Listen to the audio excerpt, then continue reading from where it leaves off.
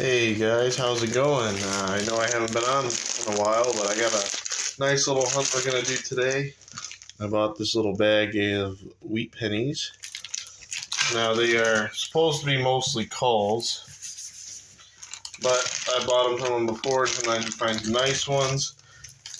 Usually, there's a nice little date mixture as well. I've actually found some key dates before from them. I buy these from Keith. He owns Coin Zone in Muskegon, Michigan.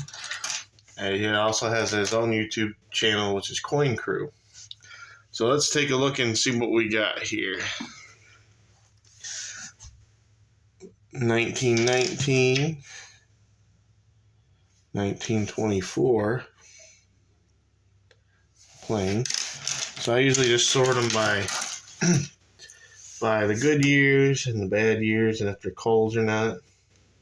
So that one, that's a 1931. It's a little bit harder to find. I have a pile that I'll put keepers in. And then I'll usually, if they're really bad, I just set them off to the side and I'll auction them later on as culls, even if the date is decent. So let's just see what we got. 1926. Has a mint mark, very hard to see. Might be an S, which is a key date, but we'll just put it off to the side. This is a 1913. Or no, never mind, 1918 S. I'll keep that one. Usually, if there's a lot of corrosion on them, I'll just toss them off to the side. Usually, all the 1909s I try to keep for myself. I have a roll on trying to fill, and I'll show you that here in a second. But I've had people find some nice ones in here before when I auction them off as just culls. So a lot of people like them. I've had someone who found 1911S before. Somebody who found 24D. I mean, that's what they said. They didn't show me pictures or anything, so I guess I don't know. Yeah, there's some that are, I wouldn't consider culls in the batch. So those will get taken out, and I will put those in my own pile. So like a lot of them will look like this, if I can get it to focus or not. They'll be worn, but this is a 1916. So, there's a lot of demand for the teens. So usually I'll set them off to the side. Can usually make a little bit of money on them. Sometimes not a whole lot. So a lot of these are just really worn. A lot of them are from the teens and 20s, which is nice, date mixture. But unless it's a nicer shape, readable, I don't usually keep them for my own.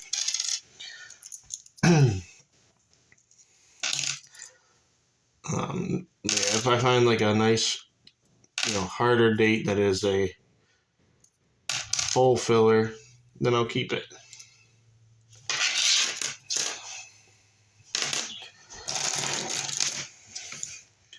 So I'm just looking through these real quickly here. I don't want to have too long of a video.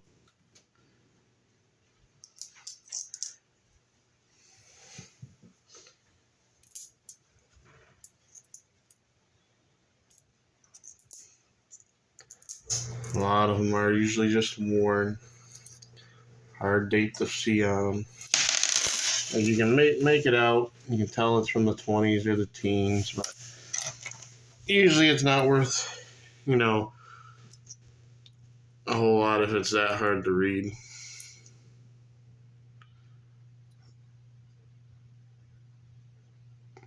Which sucks, because sometimes you can tell it was a teen, possibly an S mint, but no one's really gonna pay a whole lot extra for it if they can hardly read it, because then you don't know.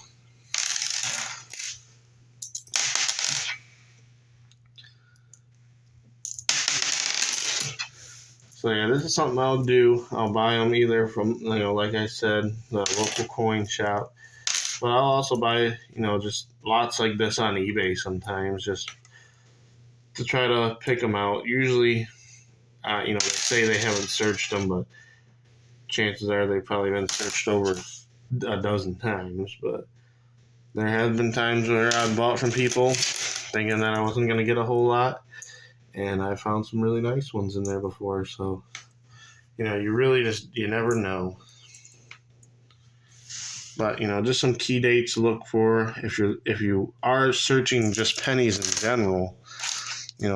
Anything pre-40s, I usually keep off to the side. Those usually bring a little bit of a premium over the 1940s and the 1950s. So, I mean, if you're, I know a lot of people who just search penny rolls too, and that's a great way to get started. People are always wanting wheat. There's always someone out there willing to pay you a little over for them, especially if you got them in bulk. So, if you're just, chances are you're not going to find that $1 million penny or anything. But, some, the ones that are worth the most would be a 1909 SVDB. Those usually fetch a pretty fair price, sometimes approaching up to over $1,000, depending on condition, of course. A 1955 double die. I think it's a obverse that's doubled, but ones with strong doubling have fetched a couple thousand before. And then a lot of people, some people know about it, some people don't. In the 1940s, all pennies were copper except for 1 year, 1943, during World War II. They made them out of steel to help save copper for the war effort, World War II. And anyways, long story short, accidents happened. Some of them were actually made out of copper. Only a handful of them are known to exist. And those are worth quite a fair amount. I've seen them go for over 6 figures. And I've heard of them going for more than that. I don't know for sure. I've never had the luxury of owning one. So yeah, if you come across that, I mean, they're fake tremendously, obviously. Anything that's worth a lot of money is going to be fake to try to pull a fast one on someone. Unfortunately, sometimes that works. So you always got to be vigilant when you're buying coins from people, especially people you don't know. So, went through these. This is what we got. We got, 1, 2, 3, 4, 5, 6, 7, 8, 9, 10, 12, 14 of them that I'm going to keep out of, I think it was 200 or 150, I don't remember. But most of these are teens and 20s. Actually, I think all the ones I kept are teens and 20s. These ones don't have that much wear on them. I put them in this little jar here. Now, generally speaking, I buy these for about 3 cents a piece. The ones in this jar, I usually auction. They go for about 8 cents a piece. And then if I find steals, I keep those off to the side just because I like them. And then, I have probably bought close to, probably 10,000 pennies from them by now. Probably more than that, honestly. And this is the roll of 1909s I'm working on. Some no S's, but there are a couple that have VDB on them. So just a little goal. I think I'm at 24 or 25, something like that. So I don't lose them all here.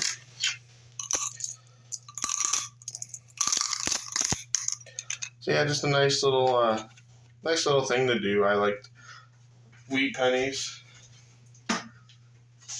I know not a lot of people, are big penny people, but I am. So it's a nice little fun thing to do, and Keith auctions them off sometimes. So, that's just the idea of what you get. I get this bag was about 80% pre-1940. And I mean, if you need hole fillers, there's some nice ones in here. And like I said, sometimes you find some that are, pretty good, and some of them can be valuable. I have found actually one about a year ago. I found a 1864 Indian head cent, and I sold that for, I think it was like $15. So I paid 3 cents for it at the time. Not a bad profit. So let me know what you guys think about this video. I want to do more educational videos and stuff like along those lines. And also another side note, if you do look through pennies, now I know these are just wheat pennies, but if you are looking through pennies, copper is going up quite a bit right now. It's actually around $3.90 a pound, and each copper penny is getting close to about 3 cents in value. So 1982 and before were, I believe, 95% copper. They're worth about 2 to 3 cents. So if you're looking through pennies, just hoard them. I just see people that buy them all the time. Who knows? Maybe one day they'll actually let us melt them down and sell them back for copper. But there are people that'll buy them. Either they illegally melt them down, or they're just speculative investment. I'm not sure. But I keep them when I get. Not all 1982s are, so you gotta be careful. There's ways to tell. But I keep them. I have, probably a couple thousand of them just sitting around. So that's another side note. I'll do more educational videos soon. I just gotta get better equipment. But thanks for watching the video. Feel free to like, subscribe, and let me know what else you'd like to see. Thanks. Bye.